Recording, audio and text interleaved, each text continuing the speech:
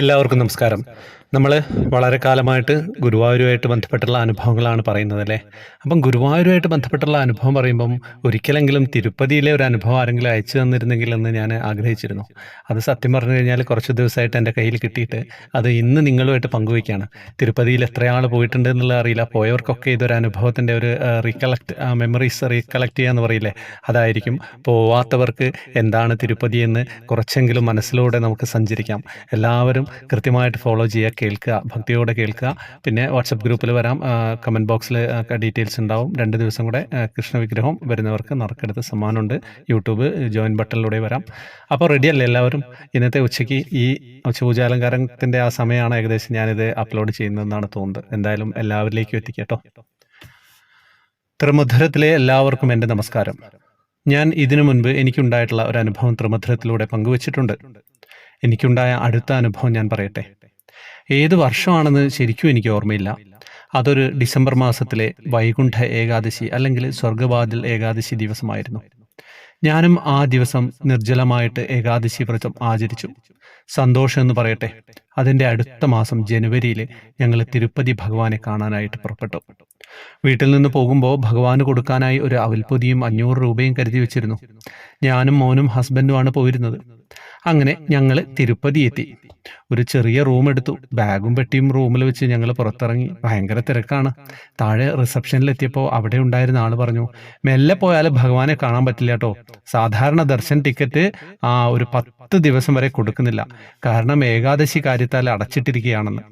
ഏകാദശി കാലാവധി തീരാൻ ഇനി അങ്ങോട്ട് 3 ദിവസം കൂടിയുള്ളൂ. ഇത് കേട്ടതും ഭയങ്കര വിഷമമായി എനിക്ക്.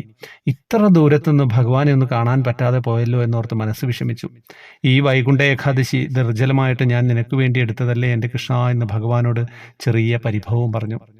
സാരമില്ല, ഇവിടെ പത്മാവതി ദേവിയെ കണ്ടിട്ട് പോവാം.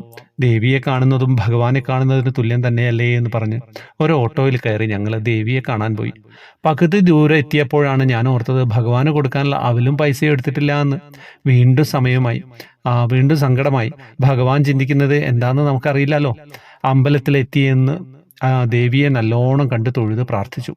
അങ്ങനെ കുറച്ചു നേരം ഗീത ചെല്ലാമെന്ന് വിചാരിച്ച് ഞാൻ അവിടെ പോയിരുന്നു. അപ്പോൾ എനിക്ക് മുന്നിൽ നേർക്കുനേർ ഒരു ചുമരിൽ രാധയും കൃഷ്ണനും നൃത്തമാടുന്നത് പോലെ ഭഗവാനെ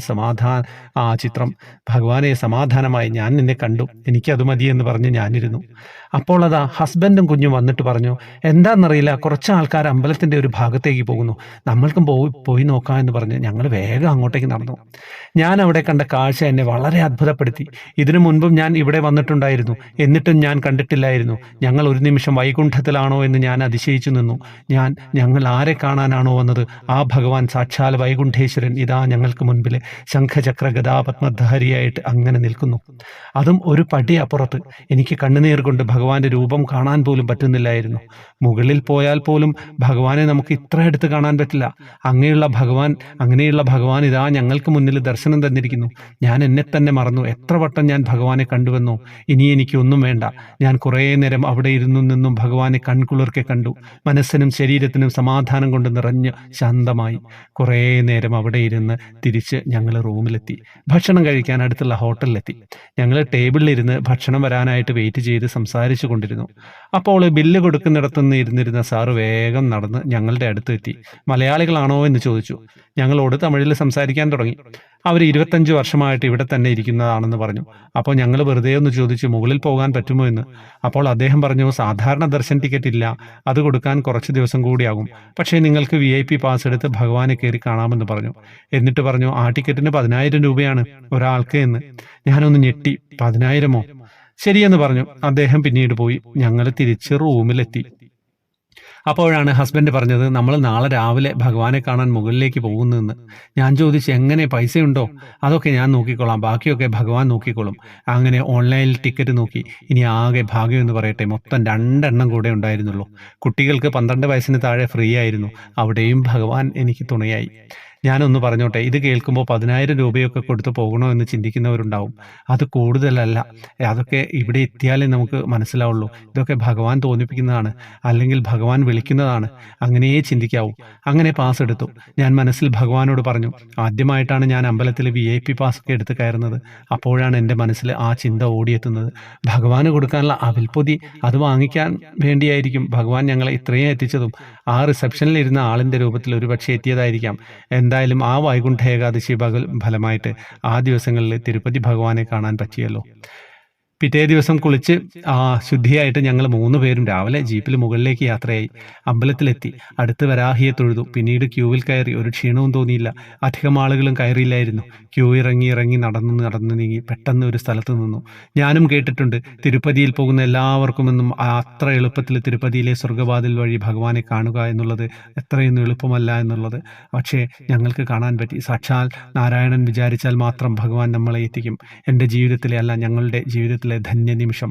ഏകാദശി നാളിലെ സ്വർഗ്ഗവാതിൽ കൂടി ഞങ്ങൾ ആ ഭൂലോക വൈകുണ്ഠാധിപതിയെ കാണാനായിട്ട് പോയി. എനിക്ക് തോന്നിയത്, ഏത് കാര്യത്തിനും ഭഗവാനെ കാണാനായിട്ട് ദേവലോകത്തുള്ളവർ പോകില്ലേ, അതുപോലെയാണ് തോന്നിയത്. എല്ലാ വാതിലുകളും കഴിഞ്ഞ് ആ ഭഗവാനെ ഒരു നോക്ക് കണ്ടുകൊണ്ട് കൊണ്ടുവന്ന അവിൽപ്പൊതി താഴെ ഒരു ഭാഗത്ത് വെച്ചു. ആരും ഒന്നും പിടിച്ചു മാറ്റിയില്ല. എൻ്റെ പൊതി നിറഞ്ഞ മനസ്സോടെ എൻ്റെ ഭഗവാൻ സ്വീകരിച്ചിരിക്കുന്നു. ഹരേ കൃഷ്ണ.